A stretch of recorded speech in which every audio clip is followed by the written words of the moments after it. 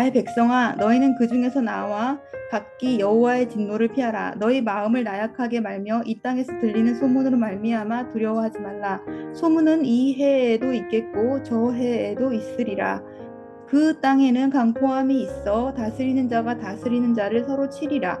그러므로 보라, 날이 이르리니 내가 바벨론의 우상들을 멸할 것이라. 그 온 땅이 치욕을 당하겠고 그 죽임 당할 자가 모두 그 가운데에 엎드러질 것이며 하늘의 땅과 그 안에 있는 모든 것이 바벨론으로 말미암아 기뻐 노래하리니 이는 파멸시키는 자가 북쪽에서 그에게 옴이라. 여호와의 말씀이니라. 바벨론이 이스라엘을 죽여 엎드려뜨림 같이 온 세상이 바벨론에서 죽임을 당하여 엎드려드리라.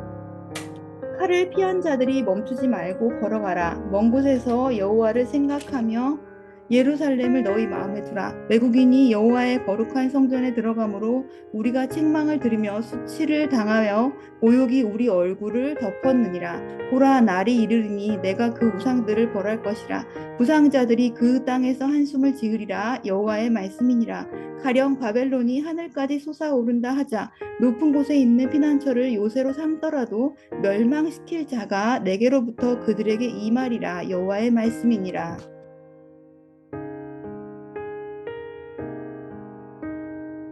바벨론 멸망의 날이 다가오고 있습니다. 이것에 대해서 예고하신 하나님은 거기에 잡혀가 있는 유다 나라 백성들, 그들을 향하여서 그날이 오기 전에, 바벨론이 멸망하는 그날이 오기 전에 하나님의 심판의 칼을 피해서 바벨론을 탈출하라, 이렇게 말씀하고 있습니다. 45절이죠. 나의 백성아, 너희는 그 중에서 나와 각기 여호와의 진노를 피하라, 이렇게 말씀하십니다.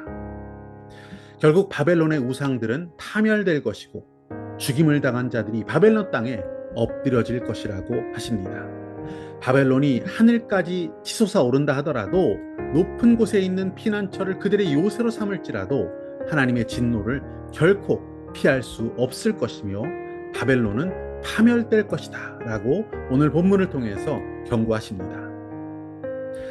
계속 반복해서 말씀드리지만 바벨론은 세상 나라를 의미합니다. 하나님은 그분의 자녀들을 향해서 세상 나라에 머물지 말고, 그 멸망하는 세상 나라에 머물지 말고 너희는 그 나라를 탈출하라 라고 말씀하십니다. 세상 나라에 미련을 두지 말아라, 이렇게 말씀하고 있는 것과 같습니다. 이것은 바벨론의 신이 지배하는 영역, 악한 영들이 주관하는 곳, 바로 이 세상의 쾌락과 죄악으로부터, 우리가 빠져있는 마음으로부터 빨리 벗어나라, 탈출하라 라는 주님의 명령이기도 합니다. 바벨론에서 나와라, 피해라. 그렇게 바벨론을 피해 심판에 탈출해라 라고 말씀하시는데, 그냥 탈출했다고 다 끝나는 것은 아닌 것 같습니다. 하나님께서는 백성들에게 남아있는 과제가 있다, 반드시 취해야 할 믿음의 행동이 있다, 그것이 필요하다라는 말씀을 이어서 이렇게 백성들에게 전하십니다. 50절 말씀을 보시면 칼을 피한 자들이요, 그러니까 탈출한 자들이요, 멈추지 말고 걸어가라. 먼 곳에서 여호와를 생각하며 예루살렘을 너희 마음에 두라, 이렇게 말씀하십니다. 바벨론을 탈출했다고 해서 그게 끝은 아니다. 멈추지 말고 걸어가라. 바벨론에서 털을 잡고 사는 동안 너도 모르게 물들어 있는 그 세상의 악한 가치, 세속적인 생각, 그 세속적인 삶의 습관을 벗어날 때까지 너는 멈추지 말고 걸어가라. 또 걸어가라. 이렇게 말씀하고 있습니다. 세상 나라에 미련을 버리지 못해서 지체하지 말고, 그 세상 나라에서 서성거리지도 말고 걸어가라, 이렇게 말씀하십니다. 그런데 어떻게 걸어가냐면, 말씀 잘 보시면 여호와를 생각하며 걸으라는 것입니다. 그리고 예루살렘, 주님을 예배하던 그 마음, 예배하는 신앙의 길을 계속해서 걸어라, 이렇게 말씀하고 있습니다. 사라질 것들, 허망한 것들을 마음에 두고 그 세상의 것을 아쉬워하면서 뒤돌아보며 신앙의 길을 거는 것이 아니라 당당히 주님 바라보며 여호와 하나님을 바라보며 예루살렘을 마음에 품고 믿음의 길을 걸어가라, 이렇게 말씀하신 것입니다. 여러분 잘 알고 있는 산상수훈 마태복음 5장 8절을 보시면 8가지 복 중에서 이런 말씀이 있습니다. 마음이 청결한 자는 복이 있나니 그들이 하나님을 볼 것임이요. 아멘.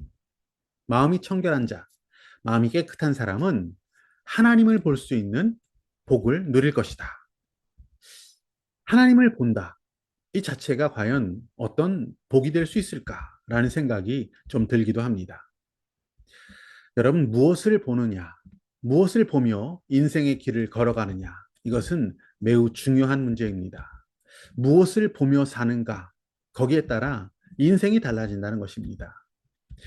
우리의 눈과 마음이 온통 세상의 것에 빼앗겨서 세상의 미련을 들고 사는 사람은 결코 불안과 두려움과 또 우울감, 이런 감정에서 해방될 수가 없습니다. 쉽지가 않습니다. 진정한 만족과 쉼을 누리지 못하는 이 사람의 마음은 결코 하늘의 평안을 누릴 수가 없습니다. 열왕기 하말씀 6장에 보면 눈에 보이는 세상에 짓눌려 있는 한 사람이 나옵니다. 그는 선지자 엘리사 곁에 있었던 청년 사환이었습니다. 그는 도단성을 포위하고 있는 아람 군대를 보았습니다. 그리고 큰 두려움에 빠지게 됩니다. 어떻게 보면 당연히 그럴 수밖에 없습니다. 자신을 둘러싸고 압도하고 있는 이 군사들, 세상의 무시무시한 그 권세를 보면서 두려움과 근심에 휩싸일 수밖에 없었던 것입니다. 그때 하나님의 사람, 깨끗한 마음으로 언제나 주님을 향한 영안이 열려 있었던 엘리사는 이 사환에게 이렇게 말합니다. 두려워하지 말아라. 우리와 함께하며 또 우리를 지켜주시는 분이 우리를 포위하고 있는 저 네 눈에 보이는 군대보다 더 많다. 이렇게 얘기합니다. 그러면서 엘리사는 두려움에 쌓여 있는 이 사환을 위해서 기도합니다. 그때 하나님은 사환의 눈을 열어주십니다. 그는 불말과 불전차가 산에 가득한 것을 볼 수 있게 되었고 두려움에서 벗어날 수 있게 됩니다. 하나님 바라볼 수 있는 눈, 그 눈을 가진 그들을 하나님께서 지켜주셨습니다. 이것이 바로 하나님을 보는 자, 마음이 청결하여 하나님을 보는 자들이 누리는 복이라는 것이죠. 오늘 우리 눈앞에 펼쳐 있는 세상이 있습니다. 우리는 그것을 보면서 세상 사람들과 똑같은 말을 하고 똑같은 생각을 하고 똑같은 행동을 하기도 합니다. 그리고 두려워합니다. 우리는 주님을 보는 자가 되기를 원합니다. 여호와를 생각하며 예루살렘을 마음에 둔 자로서 믿음의 걸음을 담대히 걸어가는 자가 되기를 원합니다. 우리가 주님을 볼 수 있다면, 우리 마음이 주님으로 가득 채워질 수 있다면 그것은 세상에서 가장 큰 복이 될 것입니다.